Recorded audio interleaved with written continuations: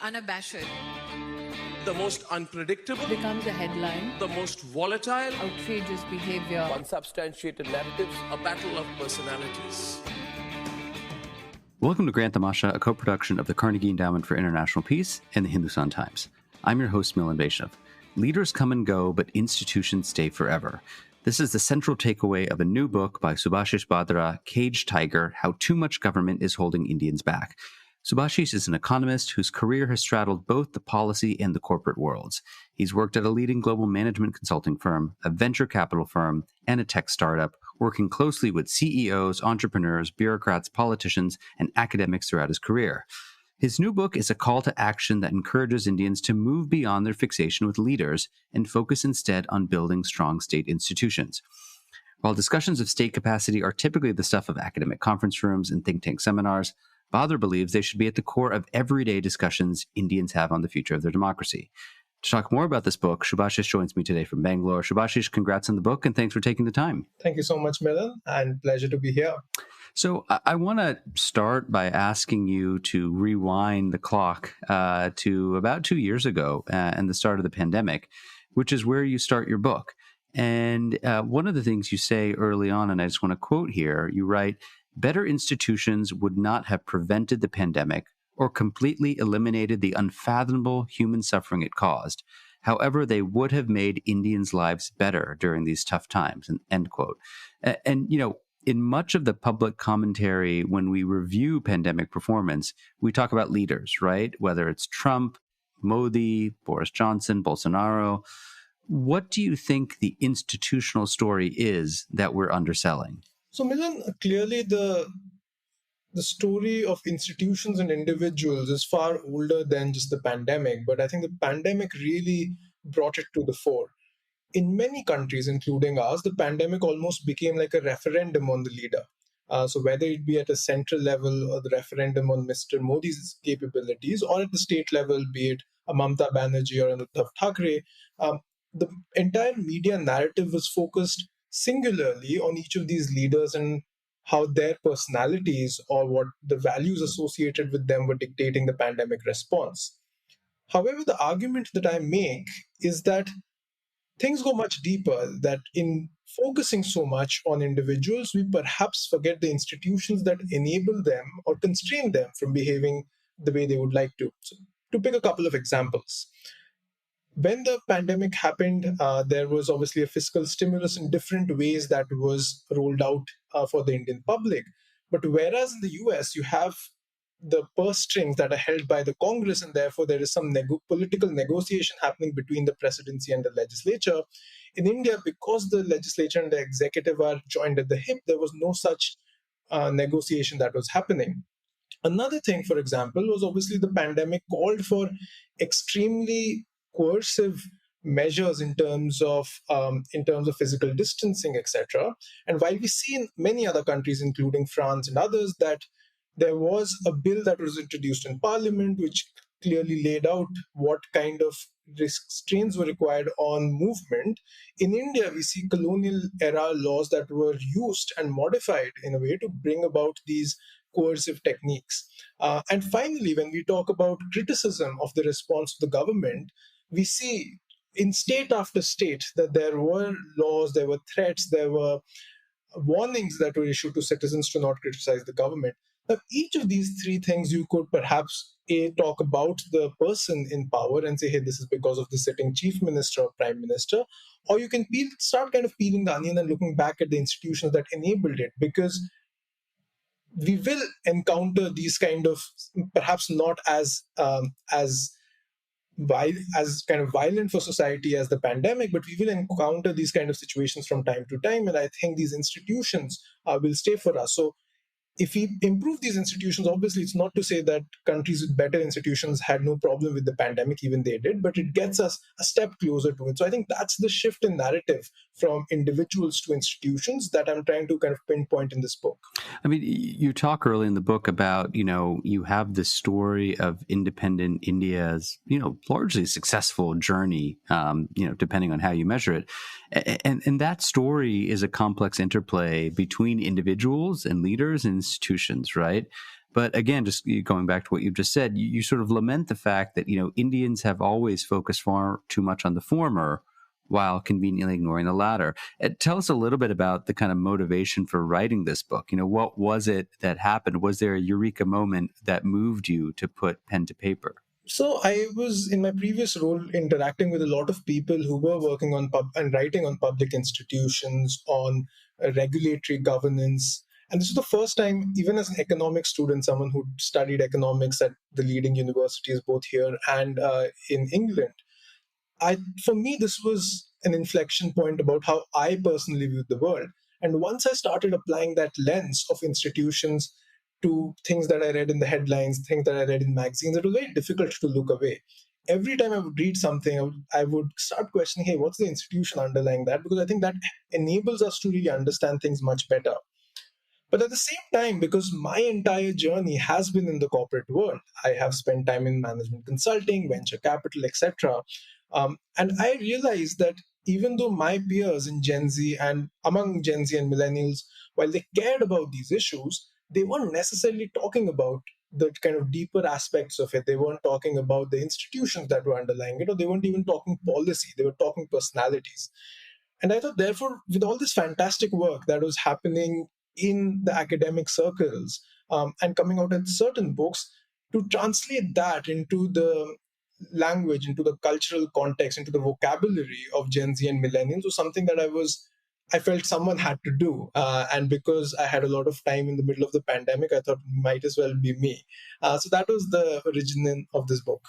So you write that there are three central flaws in Indian democracy. And I'm wondering if you could kind of elaborate on each of the three, right? So first, you note that laws in India are written in a way that delegate way too much power to governments. That's the first flaw. The second flaw is the functioning of government itself is mired in opacity. It's hardly transparent. And the third flaw is that laws and implementation don't really amount to very much if there's no independent oversight mechanism to hold governments accountable. And I'm wondering if you could just kind of illustrate your thinking on these three aspects of Indian democracy for us. Absolutely. So to start with, I mean, while I call them flaws, I do think that at the time of independence, they were much needed to hold the country together. But over time, any country obviously has to evolve in reaction to the requirements of that time period. And I don't think we've done a very good job of doing that, which therefore has caused those three features at the time of independence to become flaws as of today. The three that I speak about, as you rightly said, is excessive delegation. Obviously, any act of parliament delegates a lot of authority to governments of the day to go about their business. However, the challenge that we have is that both the mechanics and the vocabulary of that delegation in India is broken down in severe ways. We will see, for example, across many laws, be it in terms of regulating internet or people's freedom of mobility, we see words like public, with public order, public emergency, etc., be there in law after law. And these terms have neither been clearly defined in regulation or in the judiciary. So we have the situation where while the government is allowed to do a whole bunch of things in the name of public order and public emergency, it's not clear what constitutes public order. For example, are people who are rioting on the street in response to something, is that public order or breakdown of public order, or the threat that people might do that is that breakdown of public order? So when these things are not defined, that gives a lot of room to whoever is building these laws and executing them to do what they want to do. Now, the second challenge is, irrespective of what the laws are, the challenge in India is even if you write good laws or decently good laws, there's no way to know whether they're being implemented. And a classic case of that is in terms of telephonic surveillance. So while the Supreme Court came in and said in the mid-1990s that every time you do telephonic surveillance, these are the procedures you must follow, nobody has any idea whether that's actually happening or not. So apparently there are in the mid-2010s, there was some research which said that there were 300 such surveillance orders that are passed just by the Central Home Ministry in a day. And the oversight committee that reviews this meets once in 2 weeks, which means by the time they meet, there are thousands of cases that they have to look at. And these are obviously busy bureaucrats. So are they even doing it? And the government has obviously also blocked some of the RTI queries that people have raised. So there's no way to understand that even when there are some guardrails, are those being implemented or not? And finally, even if that kind of transparency existed, unless there's someone who can actually go and hold the government accountable, it doesn't work. Typically, that's the judiciary. And then we see in some laws where the role of the judiciary has been reduced as well. So, for example, when books are banned under certain customs laws, the person whose book is banned cannot actually go to court against it, which means that the government has a free rein to be able to do what they want to do. So, therefore, these are features that we see, whether it be economic regulations, whether it be social regulations, whether it be political structures. We see some variant of these three flaws in all of them. And my argument is that, therefore, unless we fix it, we will stay in a situation where we aren't really the most effective government that we can be.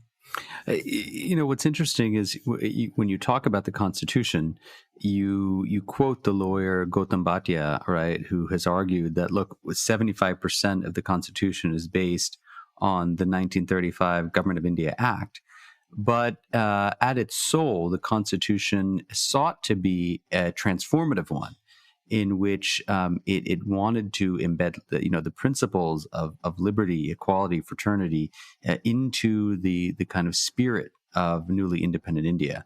But one of the things you imply while referring to this is, look, this idea of a transformative constitution also helped to create or justify a kind of suffocating superstructure in some sense, right? So do you think that result was kind of inevitable given the aims of what the founders set out to do with this constitution, which was, you had a political revolution, of course, which was democracy and freedom from the Raj, but they also wanted to effect a social revolution. Absolutely. So I think given the context of that time, given the economic stagnation we had just seen, given the desire to reform society and get rid of casteism, and given the desire to keep the country together in a very chaotic time, I do think that the measures that the constitution makers took were justified, and they were acutely aware of that.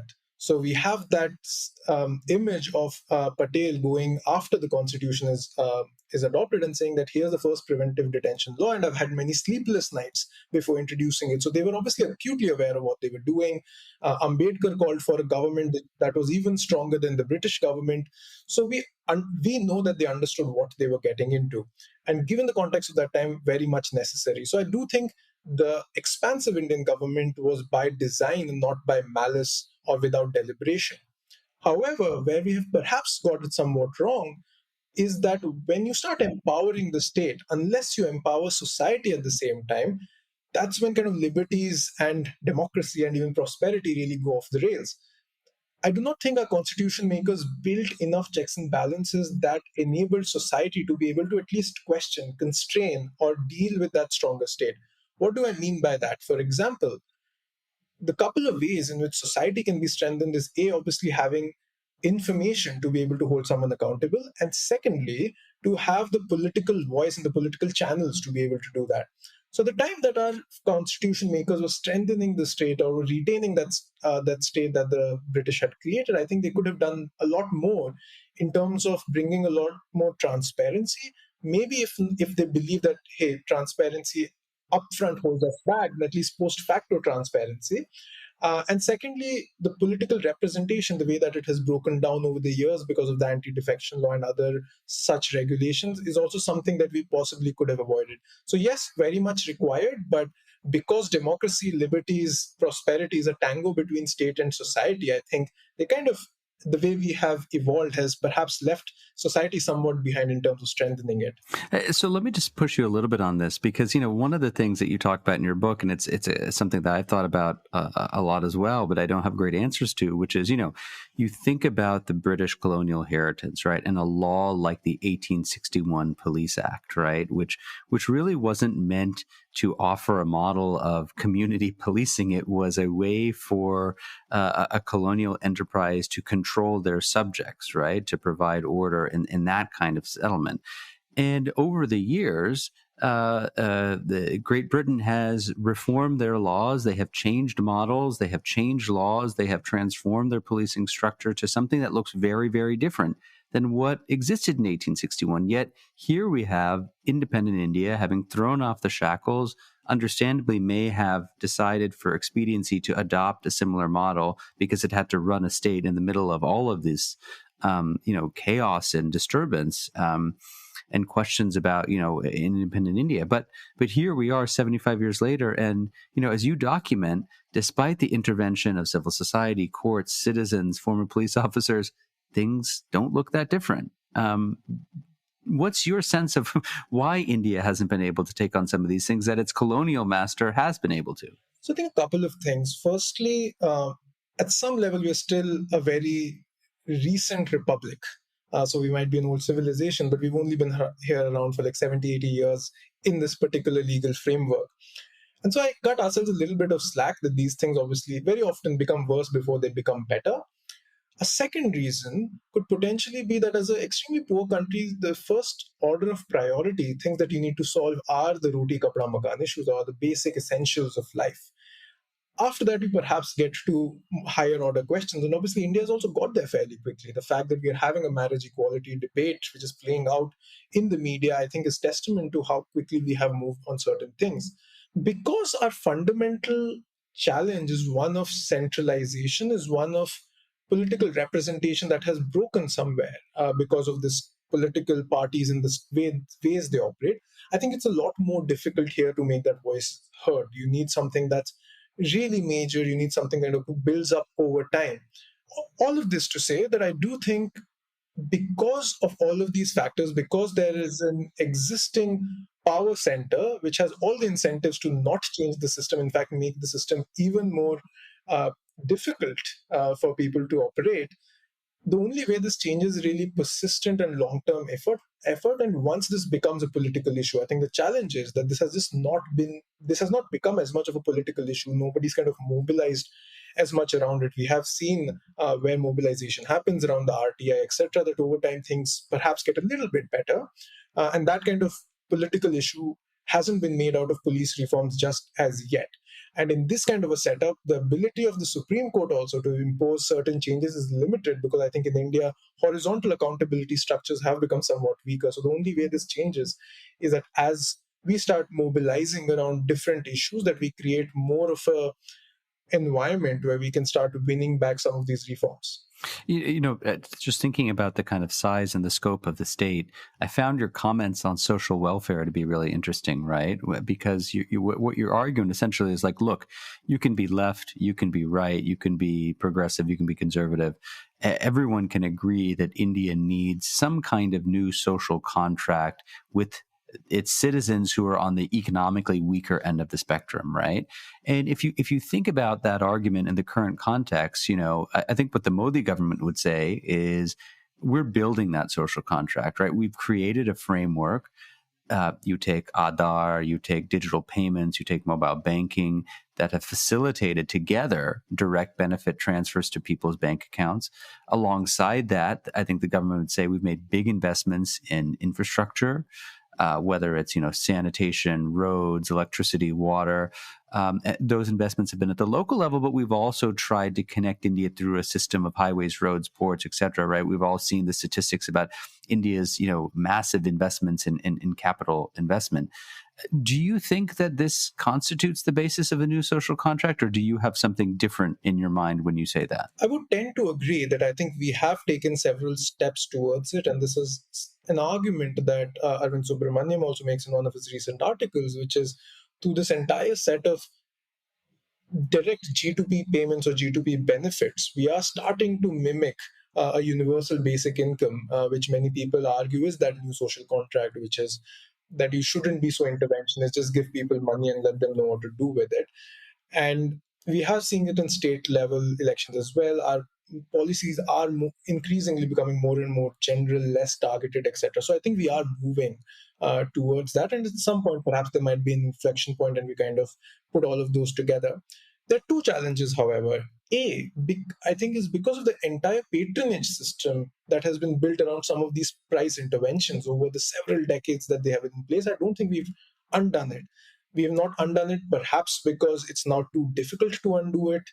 There's too much path dependency, as we found with the MSP system, or perhaps because there's such a system of corruption that is built around these systems that, financially people are going to get hurt, and there's a patronage system built around it, which perhaps at some point gets into politics as well. So that is the one challenge, which is the whole purpose of this new social contract should be to replace the existing social contract, which is somewhat broken. And I don't think that is doing it. It's in almost in addition to the old social contract. The second is that the basic of any welfareism is that public goods should be provided by the government because they have these externalities. And the risk that we run is, in the presence of this new paradigm towards social welfare, is there a risk that we are ignoring the older or more classic public goods? So, for example, as we roll out insurance systems for healthcare, where the government is coming in and paying or subsidizing those premiums, is there a risk that we move the political will away from improving healthcare and improving hospitals towards actually just providing money, and therefore then letting them go and get services private hospitals? There is a reason that we have public schools and public healthcare. The challenge is we take the easier path, we take the mission mode path, and we actually ignore the path that has greater benefits for people. So I think these are the two challenges that I would outline with the new paradigm of social welfare.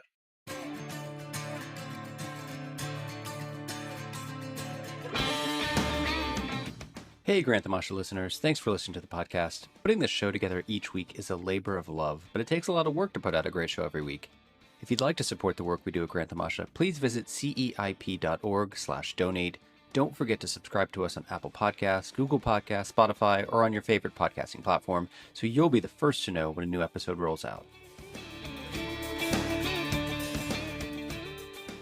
Look, can I just push you on the second part of that, which is, I agree with you completely that, as Arvind puts it, the focus has been on the public distribution of private goods rather than the public distribution of public goods like health and education and so on. Some people have pointed to the Aam Aadmi Party experiment, what they've done in Delhi, perhaps what they may do in Punjab in terms of, focusing more on health and education, which are things that entire communities will benefit from if they prosper, not just select targeted communities.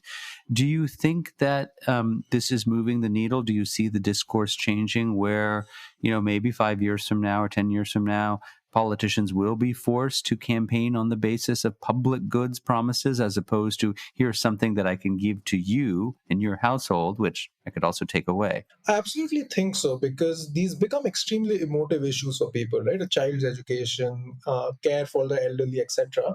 And I think the way, to give credit to the Aam Aadmi Party, the way they have really not only done whatever they have done, and if election results are to be believed and doing it well, but they've actually made it an emotive political issue, and you have to kind of give them credit for that.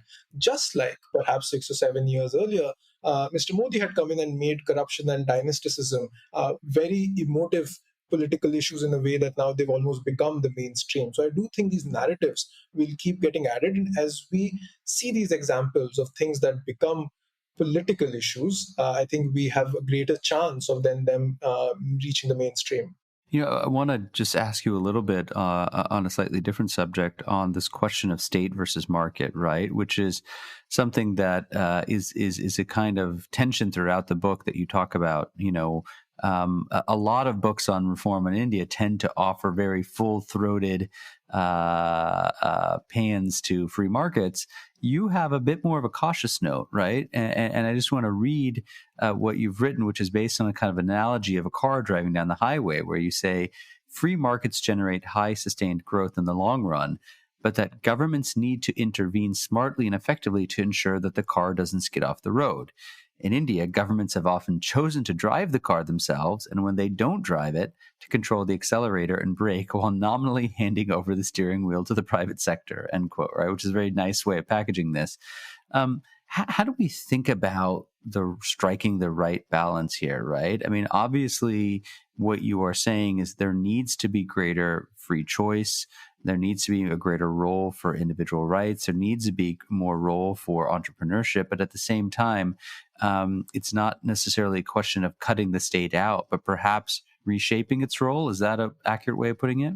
Absolutely. As a precursor to my answer, I would again reiterate that the transitions that we saw perhaps in the early 1990s and since then has been from a centrally planned to a regulatory driven society. And our regulators, which is why I devote an entire chapter in the book to them, do have an overbearing presence in our economy. given that so much, especially on the economic front, is driven by these regulators, I go back to answer your question about the sequencing between state and markets to the article, to a paper written by Justice Sri Krishna and a whole bunch of others, which was around building regulatory capacity. And how do you think about state capacity vis-a-vis markets? And the summary that I took away from that paper was you think of it as a set of iterative measures. If you try to do too much, with an understaffed government, with not adequate training, not adequate resources, etc., you're bound to fail. And the reaction to failure, unfortunately, isn't to do less, but it is to use blunt policy tools. So when the Supreme Court realizes that, hey, we can't regulate alcoholism on roads, we are going to just ban it for 500 meters from highways. And similarly, if we can't control the kind of kind of Diwali crackers that we manufacture, we're going to ban them altogether or whatever, right? So we start using these blunt tools to achieve state objectives, and that's not good either. Therefore, in that paper, what it argues is you start with a smaller rule, you get good at doing that smaller rule, and then you start adding to state capacity. So it's almost like a step by step. Your state capacity and your regulatory aspirations have to match with each other. To give an example, we now are discussing a data protection authority, and we, just like any other regulator, think of some fancy building where some bureaucrats will be sitting and regulating all of the internet. And that, I think, is a recipe for disaster. You perhaps first narrow down some of the harms, try to regulate those, get better at regulating those, and then start thinking that, hey, I will regulate the entire internet.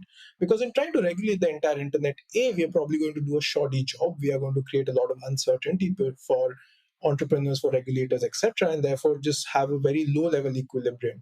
So in response to this question of state and markets, having now worked in the private sector for a very long time, I think the thing I like to say most frequently is that what scares the entrepreneur the most is uncertainty in regulation. It is that the government will come one day or the regulator will come one day and completely illegitimize your business model. I don't think anyone has a problem with regulation. They have a problem with badly executed or formulated regulation. One of the things when you talk about the role and powers of the state is the question of surveillance, right? And kind of privacy, data protection. I mean, this is a nice segue from talking about the data protection bill.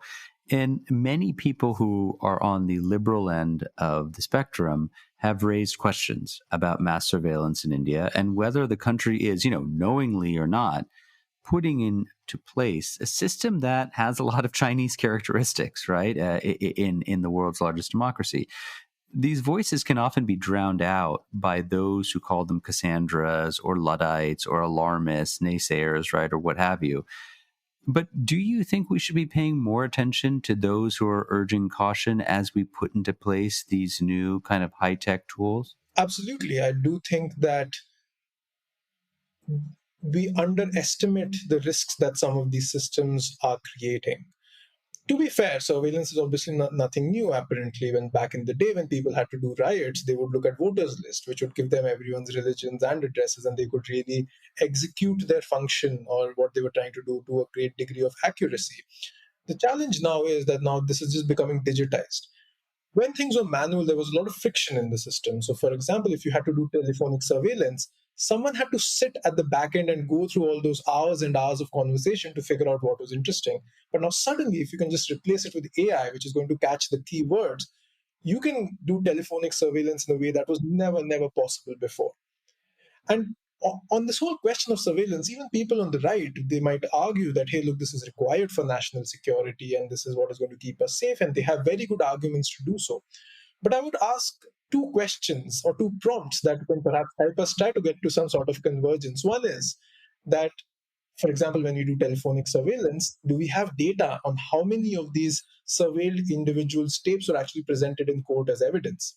Unless we know that, we don't know how off are we. Are 90% of these tapes ending up in court, or are only 0.1% ending up in court? So we need to know that. Secondly, and I go back to a right-wing icon, which is Shyama Prasad Mukherjee, when after the First Amendment, he said that perhaps your government is going to stay in power forever and these are good things for you, but at some point, someone's going to come and replace it. So even if you believe that this present dispensation has the best interest of India at its mind when it is doing all of this, we can't assume that there will not be a more corrosive dispensation that will come. about the future. Yeah, I mean, especially in a place like India, right, where there's inevitably political surprises around every corner. I want to maybe transition this conversation, Subhashish, to talking a little bit about solutions, right, which is something that you two focus on towards the end of your book. And, one of the things you do when you're discussing how ordinary people can be brought into improving government performance is you introduce this phrase, which I've never heard of before, called sortition. And I'm wondering if you could explain it to us a little bit. What does it mean? Where does it come from? And how is it applicable to what's going on in India, or what should happen in India? I hadn't heard of sortition either, which is in the context of researching for the book that Parth Shah, who was then at CCS, introduced me to, and I thought this was a very interesting and provocative way to think about political representation. Sortition is fairly simple. It says that instead of us having these elections where you go and vote and you decide whether you're presidential or first past the post or proportionate representation, etc., you actually just draw lots. So whoever wants to be in public office or in legislature can say, hey, look, I want to be in that legislature. Our names get put on the lot and we draw lots, and that's how we select people. And I thought intuitively that there are lots of interesting elements in that. Obviously, we avoid the spending on elections, which the government does, but also, especially as you have documented very well, is that there's an entire ecosystem and so much spending happening outside of that. B, because these people now know that their re-election chances are not dependent on them behaving a certain way, I think they're able to take somewhat more independent decisions. C, because our existing political system, because of its focus on elections and costs associated, has essentially become unequal. That richer people have far easier chances of getting elected to power. This, I think, challenges that dynamic that all of us genuinely have an equal chance at being elected, which takes care of the other side of democracy. And I thought that was a very interesting idea. Some people might say, hey, drawing of lots just sounds like a ridiculous idea. But I do think it is time that we think about some elements where this might be useful. So, for example, should Parliament become some kind of a body that is drawn through the process of sortition, whereas we then perhaps move to an executive presidency? Is that a better system than where we are today? Or should one of the houses of parliament become one that is drawn from sortition? I think there are a lot of challenges in the existing parliamentary system that sortition does hold the promise of resolving. And I'm not at all an advocate that we should move in that direction, but my limited point is that we should think about these alternative forms. Sortition obviously hasn't ever worked at scale or hasn't even been tried at scale. It's been tried in small Greek republics. But perhaps it is time for us to think about whether this might be something that fixes some of the challenges that we have seen with the Indian parliamentary system. I mean, just thinking about citizens' role more generally, right? You reflect a bit on citizens' movements towards the end of the book, and you argue that, look, like any social force, they have real limitations, but they do remain an important, integral part of institutional change, particularly when you're operating in a large democracy like India. So, for those of our listeners who are out there who are perhaps more of an activist bent of mind, what role do you see citizens' movements playing in trying to bring about greater government accountability? So I think there are a couple of ways of citizens to get involved in these movements. The one argument I make throughout all of this is let's not be dismissive towards what we call armchair activists. That even a tweet goes a fairly long way, that you build a certain narrative on social media, and because governments are now so sensitive to social media, some things happen. It might be something as small in the grand scheme of things as the whole issue around the TCS and the tax collected on source on international credit cards, where the government responded essentially within a few days.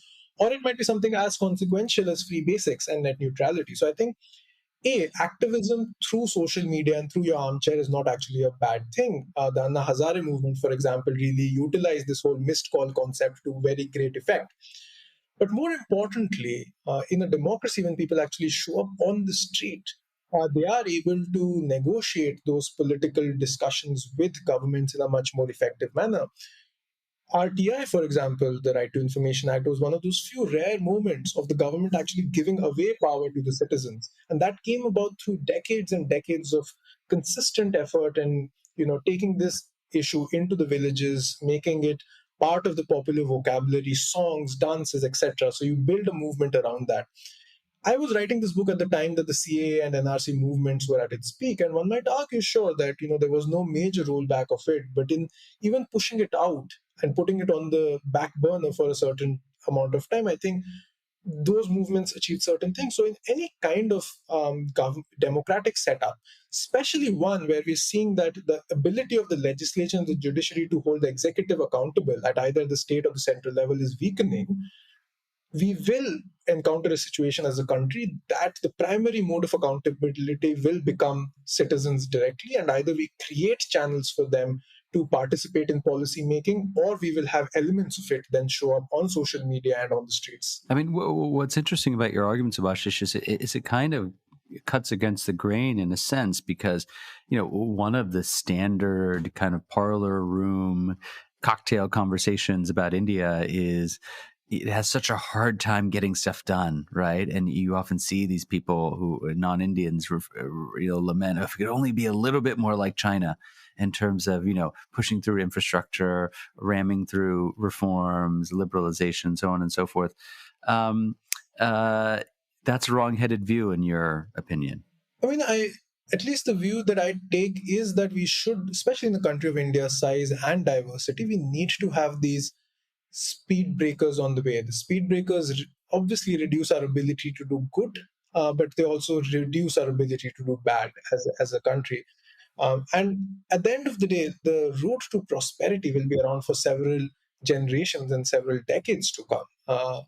If we try to change too much too fast, we possibly expose, or radical change, we expose ourselves to things really going wrong in many ways. So I know there are lots of people who in 2014 jumped onto the bandwagon of saying less, or bought into it, which is less government and less government, more governance. But at some level, are kind of starting to regret that, and we've seen across other kind of political dispensations as well that some kind of buyer's remorse. That's a challenge with radical change, that you also end up in places you perhaps don't want to be. Therefore, I'm a great votary of evolutionary change, that I believe that the kind of institutions that we create, it becomes our legacy to the next generations, becomes our legacy for the longer term health of India. If the British have been at this for some 800, 900 years, if the Americans have been at this for over 300 years, I think the least we do is to be somewhat more patient about these things. It's funny. It reminds me of the arguments around coalition politics versus single party majority governments, right? So there's a book by Irfan Nuruddin about coalition dharma. And basically the argument is that, when you've had coalitions in India, you've actually had better economic performance, because although it may be hard to start new initiatives, it's also harder to roll back some old ones, right? So you had a series of quite unwieldy coalition governments during the 90s and 2000s, but that in fact kind of locked in some of the progress towards liberalization, and it was harder for governments to do big things that may have created a lot of disruption, like a demonetization, for instance, right? Which is something you can really only do when you're a single party majority, because you don't have to bring anyone else along with you.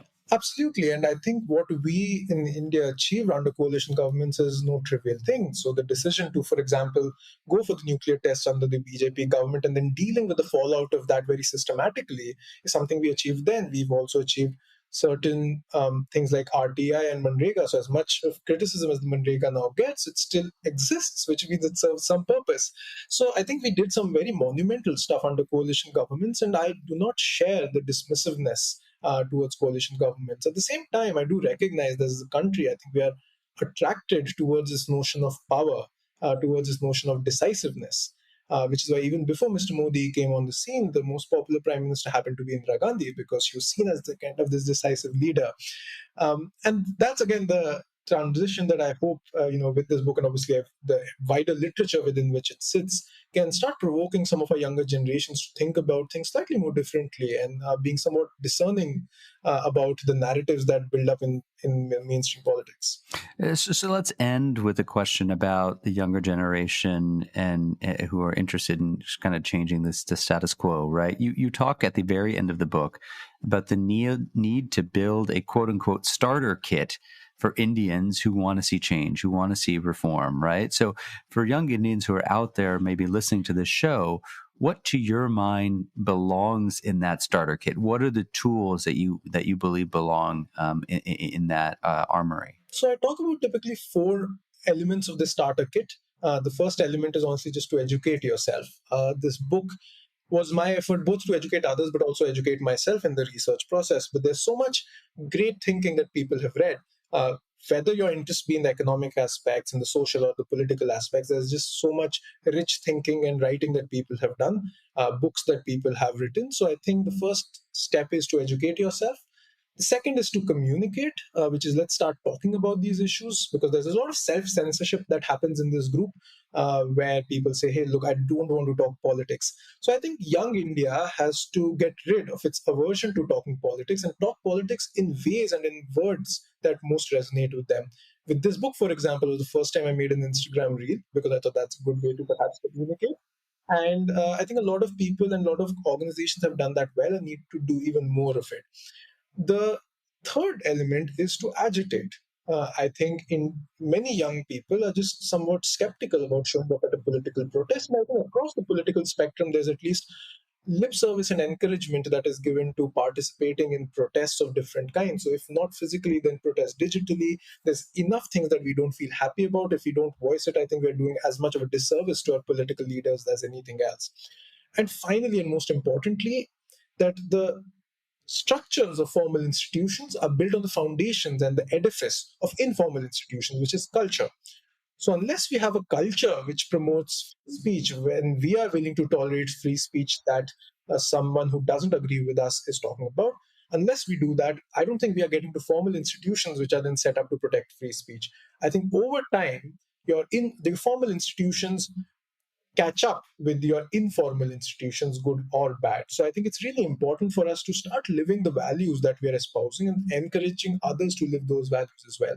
So that's the 4-part starter kit for Gen Z and millennials, which is educate, communicate, agitate, and I forget the fourth one. My guest on the show this week is the economist Subhashish Bhadra. He's the author of Caged Tiger, How Too Much Government is Holding Indians Back. Everyone interested in rebuilding the Indian dream should read this book. That's what the economist Ajay Shah had to say about this book. Subhashish, thank you so much for putting this together. I think it's amazing how you're trying to reach a new audience who may not be aware of this literature on institutions and individuals and economics and development. But I think it'll be a reference for some time to come. Thanks so much for taking the time. Thank you so much for that. Grant Tamasha is a co-production of the Carnegie Endowment for International Peace and the Hindustan Times. This podcast is an HT Smartcast original and is available on htsmartcast.com. You can also find us on Apple Podcasts, Spotify, Stitcher, or wherever you get your podcasts. Don't forget to rate and review. It helps others find the show more easily. For more information about the show and to find the writing we reference on this week's episode, visit our website, granttamasha.com. Production assistance comes from Nithya Lab. Tim Martin is our audio engineer, and Isabel Villegas is our executive producer. Thanks for listening, and see you next week.